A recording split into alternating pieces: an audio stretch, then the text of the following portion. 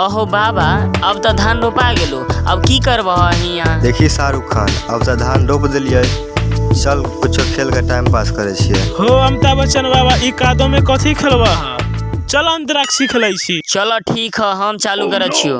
आधा पादा नून सवादा करुआ तेले में मच्छर पादा। अरे पवन पादा 10 गो ना। ठीक है ला सुन, देही में दम रही तो बेलरी गारी, अब न छान के पिया दी राजा सारी से तार। रसे रंग बरसे भीगे चुनर वाली रंग बरसे।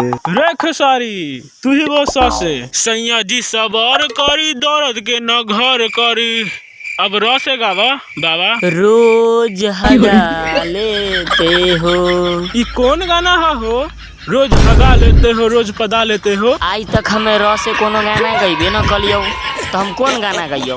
जे मन में अलो से गा देलियो। चल अब हसे गो। हिलैबू कमरिया मिली नमरिया, सब कहेला कि हम पे ध्यान देबका।